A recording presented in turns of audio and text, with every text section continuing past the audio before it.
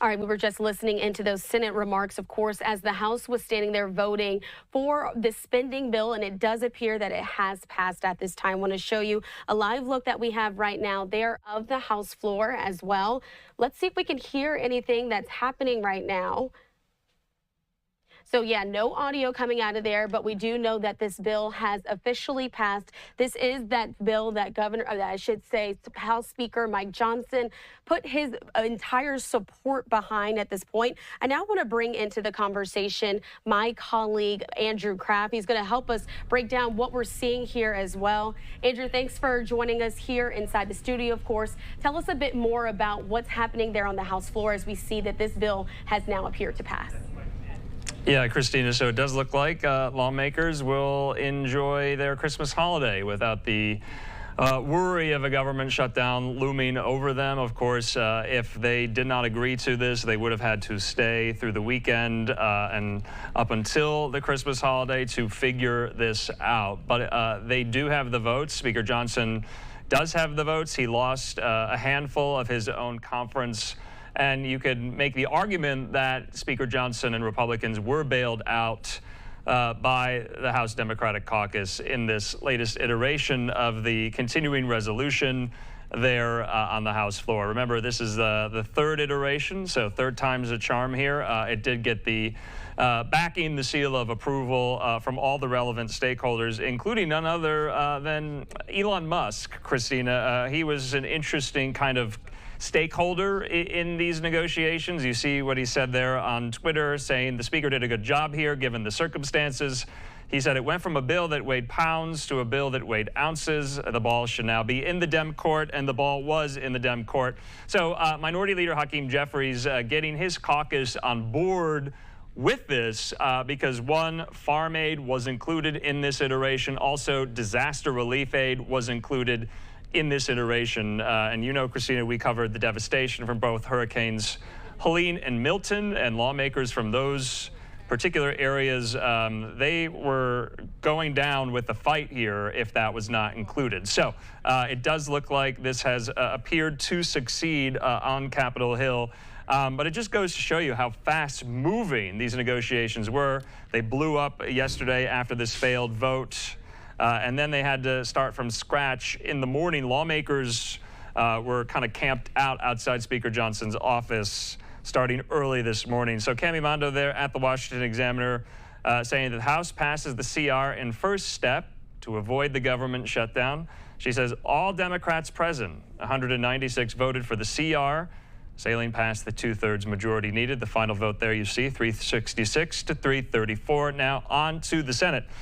Very, very different, Christina, than the vote that took place just yesterday. Remember, that included an extension of the debt ceiling limit until 2027. I don't believe the debt ceiling was included in this iteration at all. That might be a standalone bill sometime after the fact here. We'll just have to wait and see.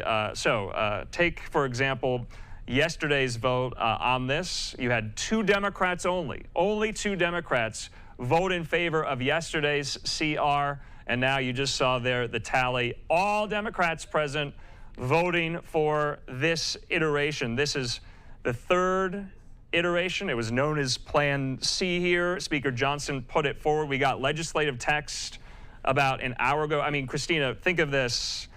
Usually there's a 72-hour rule for lawmakers to read it over before they vote on it. Lawmakers got about 30 to 40 minutes to just look at it, peruse it, and briefly read it. You can't read 120 pages, I don't think, in about 45 minutes time, but much slimmer. You saw there in that Musk tweet, a much slimmer bill than the previous first iteration that went more than 1,500 pages. Absolutely. So this is quite different. But it looks like the shutdown averted that midnight deadline. They got it just by hours. And Andrew, before I let you go, I do want to point out here that, as according to the Associated Press, senators also wandered over to the House to watch this vote as it was happening. Of course, we know this has to head over to their chamber next. What do you think is going to happen on the other side there? Right. So on the Senate side, we haven't heard, much from leaders Schumer or McConnell about this.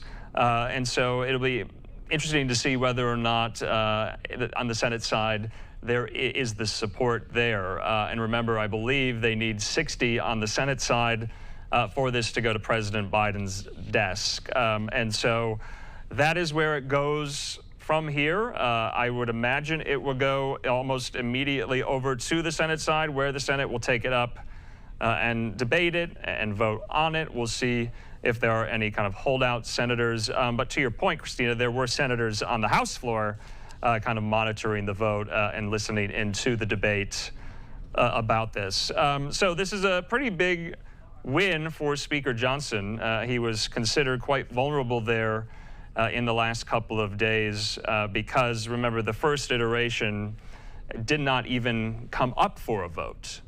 Because both Trump, Vance, and others, Vivek Ramaswamy, Elon Musk, scuttled it outright, voicing their opposition before a vote could even take place. Then they were back to square one. Then we got the second version. That failed. That actually went to a vote.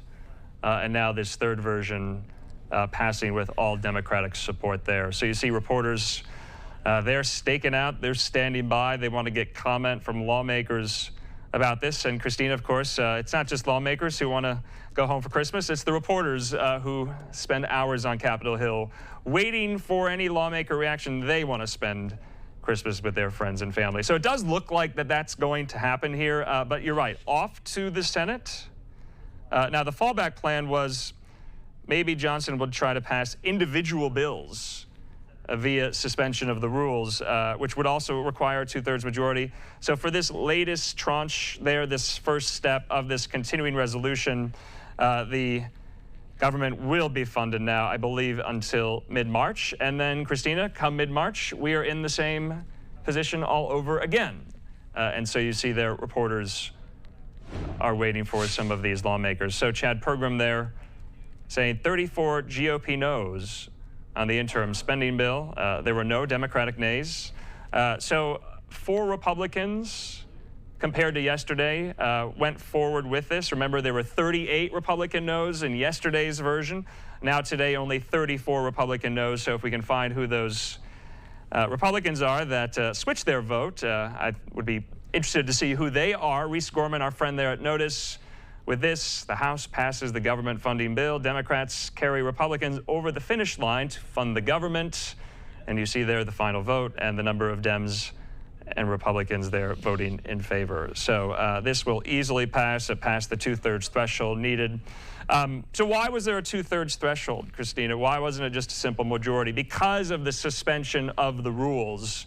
They didn't want to spend 72 hours like they normally have to review the bill, because they didn't have 72 hours. Christina, that is why they suspended the rule there. And like I said, they only got about 30 to 45 minutes to see what was in this. And this was, remember, entirely negotiated amongst Republicans, which I thought was, interesting to say the least, and Democrats still going along with it there. So this is the latest business, probably the last piece of business lawmakers will have before the 118th Congress ends and the new 119th Congress begins. But now this goes to the Senate. If the Senate passes it, we'll see President Biden sign it on his desk. And that's a live look that we have there from the Senate floor as well. So we'll keep our eyes there on that, as well as we're waiting to see and figure out a lot more information about this. I do want to thank my colleague Andrew Kraft for stepping up here to just provide a bit more color on what we've been watching for the last hour. Of course, this has grabbed the nation's attention as well for the last week, as we've been waiting to see if they were going to be able to get this bill passed. It seems at this point they have, and it's in the hands of the Senate. Thanks so much, Andrew. All right, so we do want to continue on here on Live Now from Fox. This is a good opportunity for us to step away for our first 2-minute break of the hour. Stay right here with us.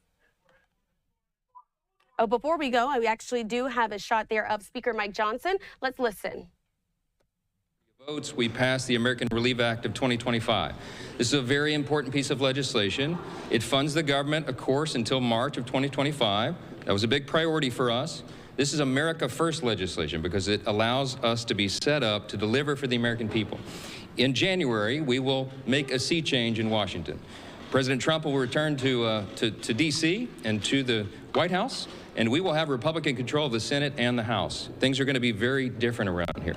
This was a necessary step to bridge the gap, to put us into that moment where we can put our fingerprints on the final decisions on spending for 2025. We also, in this bill, as you know, took care of Americans who desperately needed and deserved the assistance. We had a record hurricane season. Hurricanes Helene and Milton in particular did dramatic damage across at least 6 states, the Carolinas, Virginia, from Florida, Tennessee, all the way through. And they have been waiting for the federal government to assist. We did that tonight in this bill. We also took care of our farmers, many of whom were on the brink of collapse because of Bidenomics, frankly, because the inflationary cost of their inputs and the inability they have right now to get loans from the banks and the lenders to put their crops in the ground, to put the seeds in the ground in the spring. So we had to take care of that, and we did. We are excited about this outcome tonight. We're grateful that everyone stood together to do the right thing. And having gotten this done now as the last order of business for the year, we are set up for a big and important new start in January. We can't wait to get to that point. We encourage swift passage in the Senate now. They need to do their job as the House just did. We will all go home. I want to wish everybody a Merry Christmas, Happy Hanukkah, Happy Holidays, and a Happy New Year, because I hope not to see you until we get back after that. I was in constant contact with President Trump throughout this process, spoke with him most recently about 45 minutes ago. He knew exactly what we were doing and why, and this is a good outcome for the country. I think he certainly is happy about this outcome as well. Elon Musk and I talked within about an hour ago. And we talked about the extraordinary challenges of this job. And I said, hey, you want to be Speaker of the House? I don't know. He said, this may be the hardest job in the world. I think it is. But we're going to get through this. We are going to unify this country, and we are going to bring the America First agenda to the people beginning in January. We cannot wait to get started. I hope you all have a great holiday. Do you still want to be Speaker, Mr. Johnson? How will this be different? Merry Christmas, Mr. Speaker.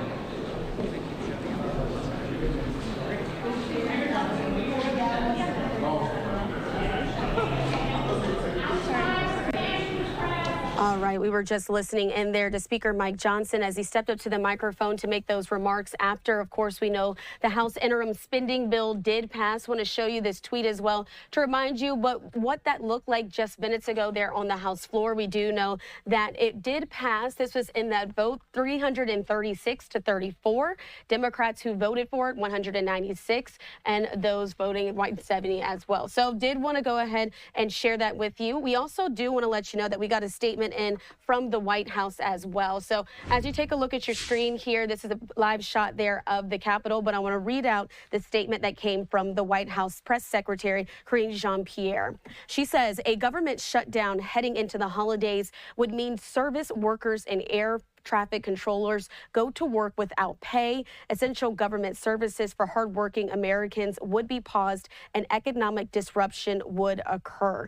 Following an order by President-elect Trump yesterday, Republicans walked away from that bipartisan deal and threatened to shut down the government at the 11th hour in order to pave the way for tax breaks for billionaires. This revised legislation does not do that. While it does not include everything we sought, it does include disaster relief that the president requested for communities recovering from the storm, eliminates the accelerated pathway to a tax cut for billionaires, and would ensure that the government can continue to operate at full capacity. President Biden supports moving this legislation forward, ensuring that the vital services the government provides for hardworking Americans, from issuing Social Security checks to processing benefits for veterans, can continue, as well as to grant assistance for communities that were impacted by devastating hurricanes. So important to know, this did pass. So we will continue to follow this here on Live Now from Fox, showing you a live look before we head to break once again of the Senate floor right now. We should be seeing them get underway as well. We know they are the next to vote